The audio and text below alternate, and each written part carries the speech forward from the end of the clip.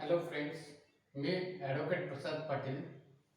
मी Patil law classes सुरू केलेले आहेत आणि मला चांगल्या प्रकारचा रिस्पॉन्स येत आहे. त्याचाच एक भाग म्हणून मला खूप साऱ्या स्टुडंटने असं सांगितलं की सर तुम्ही कॉन्ट्रॅक्ट टूवरती एक लेक्चर द्या, जेणेकरून आम्हाला तुमचं लेक्चर कळेल कसं आहे काय ते. तर तुमच्या सर्वांनी दिलेल्या रिप्लायला उद्देशून मी कॉन्ट्रॅक्ट टूचं बेलमेंटवरती आज एक लेक्चर घेत आहे. बेलमेंट म्हणजे काय, आता जास्त वेळ न घालवता माझ्या ॲडव्हर्टाईजबद्दल आता सगळ्यांना माहिती आहे, सगळ्यांचा चांगला रिस्पॉन्स येत आहे. त्याचाच एक भाग म्हणून मी तुम्हाला बेलमेंट आज शिकवत आहे. तर बेलमेंट म्हणजे काय, तर आपण आपल्या जीवनामध्ये जे नेहमी काम केलेलं आहे, प्रत्येकाने आपल्या आयुष्यात कधी ना कधी हे काम केलेलं आहे, पण या कामाला बेलमेंट असं म्हणतात हे फक्त आपल्याला माहित नव्हतं. तर ते काम कोणतं, तर लहानपणी आपण प्रत्येकाने आपले कपडे वगैरे आपण इस्त्रीला देतो. जो इस्त्री करणारा असतो ना, इस्त्रीवाला, त्याला आपण द्यायचो किंवा हे कपडे इस्त्रीला आहेत आणि इस्त्री करून झाल्यावर परत आपण जायचो आणि ते इस्त्रीचे कपडे घेऊन जायचो झाल्यावर, आणि त्याला आपण पैसे द्यायचो आणि झाले की आपण ते घेऊन घरी यायचो. किंवा कसं आपण इस्त्रीला कपडे द्यायचो आणि इस्त्रीवाल्या काकाला म्हणायचं की काका माझी आई येईल आणि हे इस्त्रीचे कपडे घेऊन जाईल, तीच पैसे वगैरे देईल. हे आपण नेहमी प्रत्येक विद्यार्थ्याने हे काम केलेलं आहे. ओके, तर या कामालाच बेलमेंट असं म्हणतात. दुसरं तिसरं काय नाही, हेच काम, याला आपण बेलमेंट असं म्हणतात. ओके, आता हे उदाहरण आपण इथं जी मी 148 खाली बेलमेंटची डेफिनेशन दिलेली आहे, तर ती डेफिनेशन काय आहे आणि आपलं जे काही उदाहरण आहे ते या डेफिनेशन मध्ये टाकून बघूया की हो हे बेलमेंटचं उदाहरण आहे की नाही ते कळेल. एखादं उदाहरण आहे त्याच्या सर्व कंडिशन जर का डेफिनेशन मध्ये दिलेल्या सगळ्या कंडिशन फुलफिल होत असेल तर ते त्या डेफिनेशनचं योग्य एक्झाम्पल म्हणून कन्सिडर करायचं. आता मी तुम्हाला इस्त्रीचं उदाहरण दिलेलं आहे, तर ते उदाहरण डेफिनेशन च्या क्लॉज मध्ये टाकून बघूया म्हणजे आपल्याला कळेल. बघूया, bailment is a section 148. Bailment is delivery of possession of goods from one person to another person for some purpose upon a contract that when purpose is accomplished goods shall be returned to or disposed of according to the direction of a person delivering them. ही झाली section 148 ची definition bailment बद्दल. आता one by one आपण बघूया. Bailment is delivery of possession of goods. इस्त्रीचे कपडे आपण आपले इस्त्रीवाल्याला दिले, बरोबर, म्हणजे काय, delivery of possession of goods. कपडे दिले, कपडे डिलिव्हरी केली, delivery of possession of goods. Okay, from one person to another person, आपण दुसऱ्या पर्सनला दिले, तुम्ही आपण इस्त्रीवाल्याला दिले, another person, for some purpose, कोणत्या पर्पज साठी दिलेले आहे, तर इस्त्री करण्यासाठी. अपॉन अ कॉन्ट्रॅक्ट दॅट, कुठल्या कॉन्ट्रॅक्ट खाली दिले आहे, that when purpose is accomplished good shall be return. इस्त्री करून झाले की इस्त्री झालेले कपडे गुड शाल बी रिटर्न, परत देण्यात यावे. ओके, और किंवा काय करायचं, dispose of according to the direction of a person delivering them, किंवा अकॉर्डिंग टू द डायरेक्शन, कोणाच्या डायरेक्शन नुसार, तर of a person delivering them. आपण गुड्स तिथे कपडे इस्त्रीला देतो आणि आपण डायरेक्शन काय देतो, तर मी जातोय, माझी आई येईल आणि हे इस्त्रीचे कपडे तुमचे घेऊन जाईल आणि ती तुम्हाला पैसे देईल. ही आपण डायरेक्शन दिली, according to the direction of person delivering them. आपण इस्त्रीला कपडे देत आहोत, तर एकतर आपण स्वतः ते गुड्स घेऊन जात होतो किंवा आपण डायरेक्शन देतो त्या इस्त्रीवाल्याला की तुम्ही इस्त्री झालेले कपडे माझी आई येऊन घेऊन जाईल. ही झाली आपली डायरेक्शन. सो आपले एक्झाम्पल बेलमेंटच्या डेफिनेशन मध्ये परफेक्ट बसलेलं आहे. सो बेलमेंट म्हणजे काय हे आता आपल्याला कळालं. त्याच्या पुढे जाऊन बेलमेंट मध्ये जो व्यक्ती गुड्स ट्रान्सफर करतो म्हणजे इस्त्रीवाल्याला जो कपडे देतोय तो झाला baler. A person who deliver the goods is called as baler. म्हणजे या एक्झाम्पल मध्ये आपण इस्त्रीवाल्याला कपडे देत आहोत म्हणजे आपण कोण झालं, बेलर. ओके. आणि the person to whom goods is deliver, आणि तुम्ही ज्या व्यक्तीला गुड्स इस्त्री करायला कपडे देत आहात तो झाला बेली. ओके.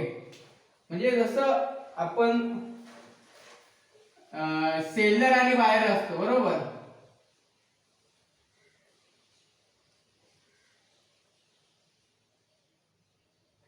जेव्हा आपलं सेल होतं, आपण एखादी वस्तू विकतो वगैरे, तेव्हा दोन पार्टीज असतात, एक सेलर आणि दुसरा बायर. तसं बेलमेंट मध्ये दोन पार्टीज असतात, बेलर आणि बेली. जो व्यक्ती आपले गुड्स ट्रान्सफर करत आहे म्हणजे इस्त्रीचे कपडे देत आहे तो झाला बेलर, आणि ज्याला दिलेले आहे जो इस्त्री करून वापस तुम्हाला परत देणार आहे तो झाला बेली. असे दोन प्रकार पडतात. बस सेक्शन 148 मध्ये हे सांगितलं आहे. आपण एक्झाम्पल रित्या एकदम सोप्या प्रकारे बघितलेलं आहे की इस्त्रीचे कपडे आपण देतो. तसंच दुसरं एक्झाम्पल म्हणायचं झालं तर अगदी सोपं म्हणता येईल की आपण गिरणीमध्ये दळण देतो. म्हणजे गिरणीमध्ये आपण दळायला दळण वगैरे देत असतो, सगळ्यांनीच केलेलं लहानपणी. तेवढं एकच काम आपल्याला होतं, जायचं गिरणीमध्ये आणि दळण द्यायचं दळायला. तर ते देखील बेलमेंटच्या डेफिनेशन मध्ये येतं. बघा, bailment is delivery of position of goods. धान्य दळायला आपण दिलं from one person to another person. गिरणीवाल्या काकांना दिलं तुम्ही फॉर सम पर्पज, दळून मिळावं म्हणून. Upon a contract that when purpose is accomplished goods shall be return.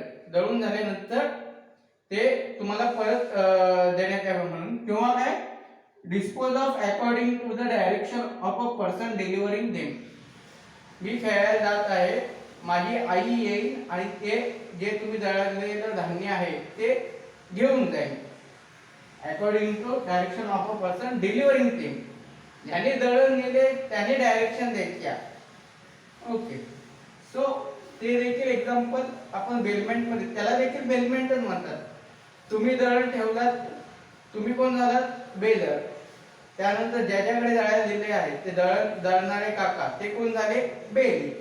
त्याला बेलमेंट म्हणतात. ओके. आता प्रश्न येतो तो म्हणजे राईट्स आणि ड्युटीज ऑफ बेलर आणि बेली. ओके. बेलरचे काय राईट्स आहेत, त्याच्या काय ड्युटीज आहेत, बेलीचे काय राईट्स आहेत, त्याच्या बेलीच्या काही ड्युटीज आहेत, हे आपण पाहणार आहोत. आता त्या अगोदर आपण बेलमेंटची आपण डेफिनेशन बघितली बरोबर. पण यामध्ये काय काय महत्त्वाचे पॉइंट आहे, आपण एवढी डेफिनेशन दिली त्यानंतर आपण राईट्स ऑफ बेलमेंट, बेली असं घेऊ. पण यामध्ये काय काय महत्त्वाचे पॉइंट आहेत ते आपण जरा डिस्कस करूया आणि मग आपण राईट्स ऑफ बेलर, बेली हे डिस्कस करूया. आता मी हे पुसून घेतो. यानंतर आपण इसेन्शियल एलिमेंट्स ऑफ बेलमेंट हा पॉइंट बघूया. काय काय पॉइंट्स आहेत आणि त्यामध्ये आपल्याला काय काय लिहिणं गरजेचं आहे हा पार्ट बघूया. हे मी आता पुसून घेतो. ओके.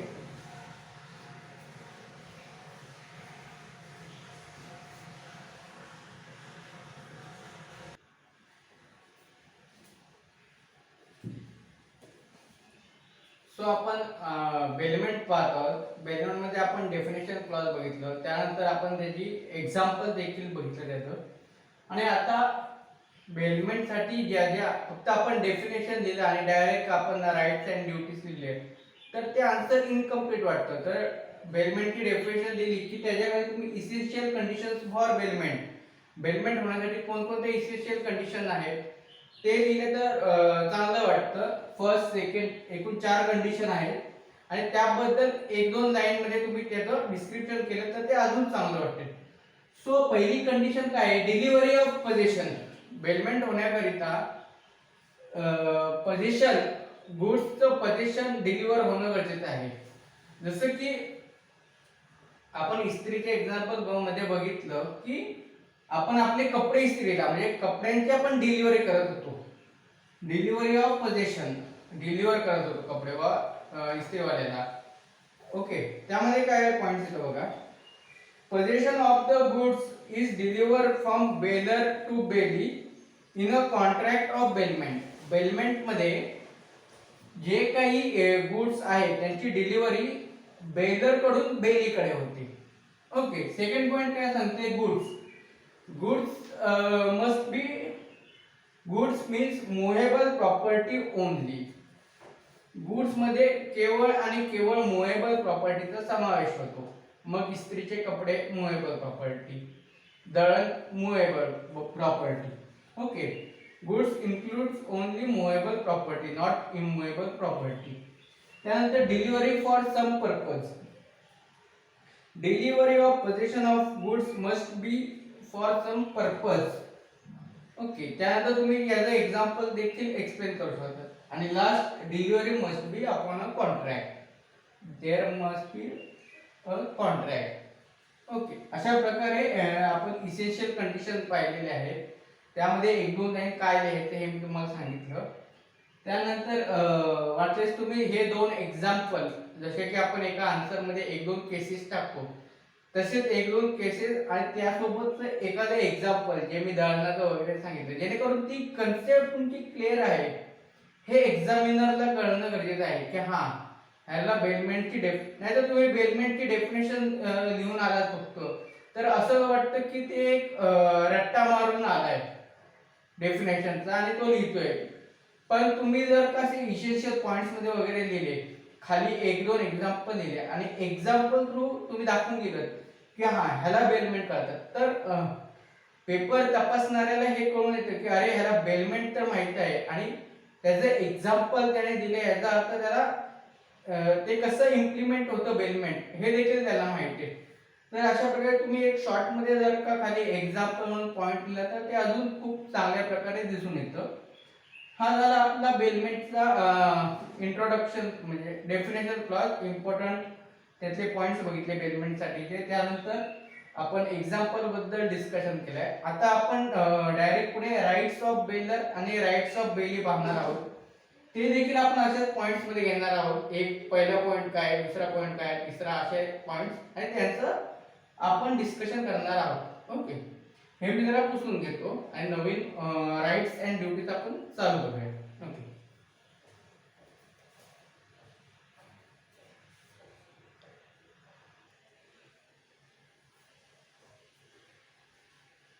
सो आपण राईट ऑफ बेलर आणि duties of right of bailor and bailee and duties of bailor and bailee हे आपण पाहणार आहोत. सुरुवातीला आपण राईट ऑफ बेली, बेलीचे काय काय, ज्याला आपण गुड्स ट्रान्सफर केलेले आहेत त्याचे काय काय अधिकार आहेत. म्हणजे इस्त्री करणाऱ्याला तुम्ही गुड्स ट्रान्सफर, तर इस्त्री करणाऱ्याचे काय काय अधिकार आहेत. तर राईट टू रेम्युनेशन म्हणजे इस्त्रीला कपडे दिलेले आहेत तर त्याचा अधिकार आहे, इस्त्री करून देते तर मोबदला पैसे घेणे तुमच्याकडून, हा त्याचा हक्क आहे. इस्त्री करून देतो म्हणजे तुमच्याकडून पैसे घेणे, रेम्युनरेशन म्हणजे मोबदला. तर इस्त्रीचे कपडे करून देतो म्हणजे पैसे घेण्याचा त्याला अधिकार आहे, right to remuneration. Right to lien, sale of goods act मध्ये लीन बद्दल डिटेल माहिती दिलेली आहे. राईट ऑफ लीन, या पॉइंट मध्ये आपण लीन बद्दल अगदी थोडक्यात सांगायचं एक दोन ओळीमध्ये. म्हणजे जर का बेलीला मोबदला भेटला नाही, राईट टू रेम्युनेशन, तर तो ती जी काही वस्तू तुम्ही ट्रान्सफर केलेली आहे ती तो स्वतःकडे ठेवून देऊ शकतो. किंवा तू माझे पैसे देत नाहीयेस, मी एवढी इस्त्री केले, मी तुला कपडे देणार नाही. तर कपडे देणार नाही याला राईट टू लीन असं म्हणतात. राईट टू लीन म्हणजे स्वतःजवळ ठेवणे, आधी पेमेंट कर मगच गुड्स डिलिव्हर करणार, ते झालं right to lien. Okay, right to compensation in case of any loss is cause due to defect in goods. For example पकडून चला या उदाहरणासाठी की एखाद्याने आपलं मिक्सरचा जरा स्फोट होतो मिक्सरचा, त्याच्या घरी एका व्यक्तीकडे एक मिक्सर आहे. ओके, त्याला असं जरा स्फोट वगैरे होण्याचे होत असतो. म्हणून एक काय करतो, मिक्सरद्वारे दुकानात जातो, त्याला मिक्सरचं म्हणजे दुरुस्त करून घेण्यासाठी तो बीच्या दुकानात जातो. ओके, आणि बीला सांगतो की माझा मिक्सर आहे, जरा ह्याच्यामध्ये बघा काय होते, सुरू होत नाही. आणि एवढंच सांगतो तो, काय होतोय, स्फोट होतोय ह्याची माहिती दिली नाही. तर फक्त जरा मिक्सर चालू करून बघा, चालत नाहीये, तर त्याची जरा मला दुरुस्ती करून द्या. ओके, चांगला करून द्या. आणि ए निघून जातो. बीला काहीच माहित नाही, बीला वाटतं बटन खराब झालं असेल किंवा काय असं जनरल वाटत असेल. म्हणून बीने मिक्सर चालू केला आणि डायरेक्ट तिथं भडका झाला आणि बीला झाली इंजुरी. ओके, सो असं जर का घडलं तर बीचा राईट काय, तर right to compensation in case of any loss is cause due to defect in goods. Perfect उदाहरण आलं, कॉम्पेन्सेशन द्यायचं बीला in case of any loss, बीला जखम झाली वगैरे लॉस झाला, is cause due to defect in goods. इस्त्री म्हणजे ह्या मिक्सर मध्ये डिफेक्ट होता काय, जो की बीला सांगितला गेला नाही, त्याच्यामुळे त्याचा लॉस झाला, एनी लॉस इज कॉज, आणि त्याचं कॉम्पेन्सेशन घेण्याचा अधिकार हा बेलीला आहे. ओके, असे तीनच राईट्स आहेत, right to remuneration, right to lien आणि right to compensation in case of any loss is cause due to defect in goods. Okay, हे झाले राईट्स. आता आपण ड्युटीज ऑफ बेलीच्या, कसं आहे, राईट्स असले की तुमच्या काही काही ड्युटीज देखील येतात. Rights and duties is one, म्हणजे एका नाण्याच्या दोन बाजू. राईट्स आहेत तर ड्युटीज पण आहेत, ड्युटी आहे तर राईट्स पण आहेत. सो आता आपण ड्युटी बघूया, बेलीच्या ड्युटीज काय त्या बघूया. हे मी जरा पुसून घेतो.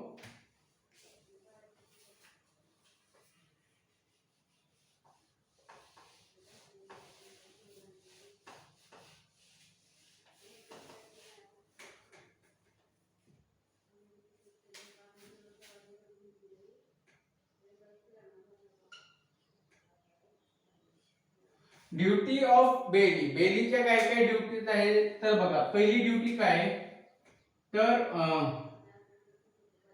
Duty to take reasonable care, duty to take reasonable care. म्हणजे त्या बेलीकडे जी वस्तू ट्रान्सफर करण्यात आली, म्हणजे त्याने दिलेली आहे डिलिव्हरी ऑफ पोझेशन, त्याची योग्य प्रकारे काळजी घ्यायची. ऑर्डिनरी प्रुडन्स मॅन जशी काळजी घेतो तशी काळजी बेलीने त्या वस्तूची घेणं गरजेचं असतं. ओके, दुसरी ड्युटी काय आहे, duty to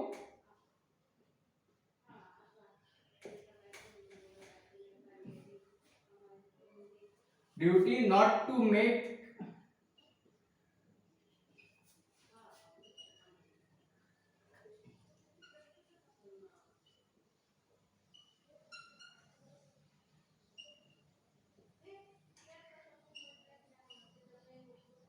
not to make any unauthorise use. म्हणजे तुम्हाला वस्तू दिलेली आहे एखाद्या, म्हणजे आता इथे धरून जरा इस्त्रीचे कपडे दिलेले आहेत आणि त्या इस्त्रीवाल्याकडे त्यानंतर 5 मिनिटांनी एक व्यक्ती आला, जो की ए ने समजा बी कडे इस्त्रीला कपडे दिलेले आहेत, बरोबर, एवढं परफेक्ट.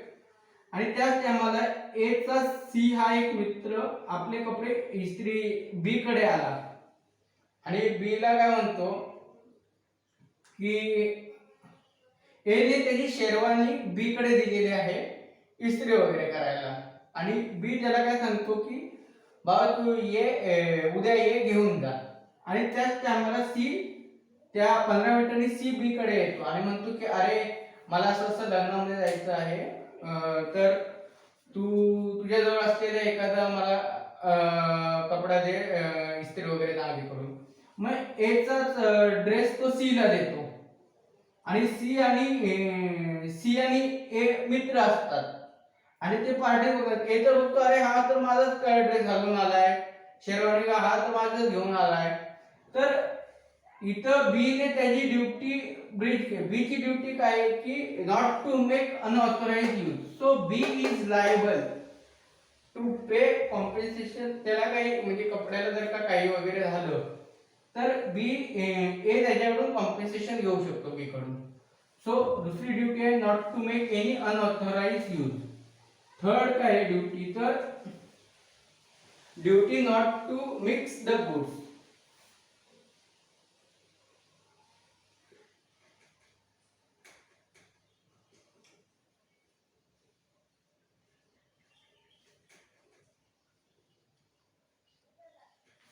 दिलेली मिक्सअप नाही करायची आहे वस्तू वगैरे.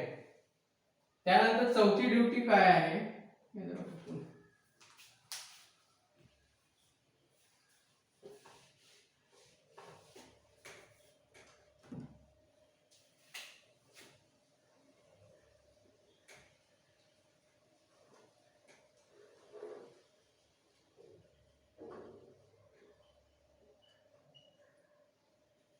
ही चौथी ड्युटी काय आहे, duty to return the goods. Payment झाल्यानंतर जसं तिकडं आपण बघितलं राईट टू रेम्युनरेशन. मग तुम्हाला पेमेंट केल्यानंतर तुमची ड्युटी काय आहे, duty to return the goods.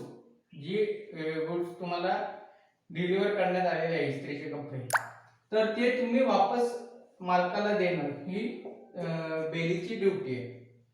Okay, असे हे 4 पॉइंट आहे. Okay, duty to take reasonable care, duty not to make any unauthorise use, duty not to mix the goods आणि duty to return the goods. या व्यतिरिक्त वेगवेगळ्या पुस्तकात तुम्हाला काही पॉइंट भेटले तर ते देखील तुम्ही ऍड करू शकता. हे 4 महत्त्वाच्या ड्युटीज आहेत.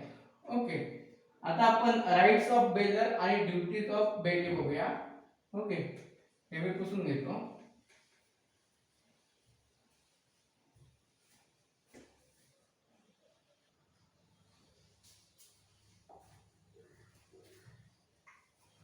सो आपण राईट्स अँड ड्युटीज बेलीच्या बघितल्या आहेत. आता बेलरचे राईट्स काय, तर बेलरचे मेन 3 राईट्स आहेत. Right to take goods after payment, पैसे पे करणं. राईट टू रेम्युनरेशन, हा जसा बेलीचा राईट आहे. तसंच एकदा का तुम्ही रेम्युनरेशन पेमेंट केलं की त्याच्याकडून जी तुम्ही वस्तू डिलिव्हर केलेली आहे ती परत घेण्याचा अधिकार हा बेलरला असतो. म्हणजेच right to take goods after payment. हा, पेमेंट गेल्यानंतर तो तुमचा अधिकार आहे की गुड्स परत घेण्याचा.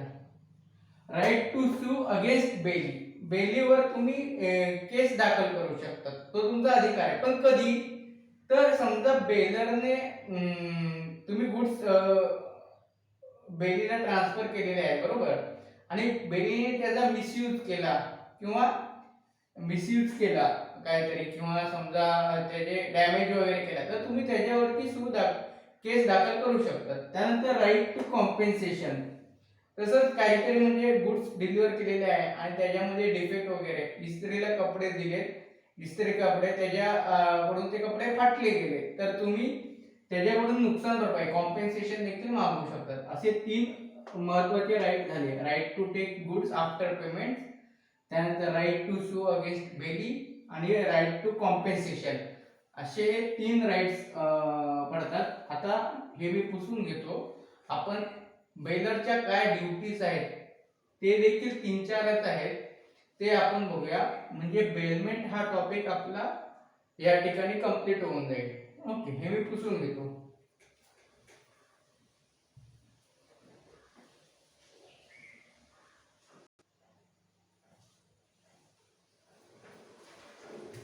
So next part is duties of bailor. बेलरच्या काय काय ड्युटीज आहेत, तर ड्युटी टू मेक पेमेंट.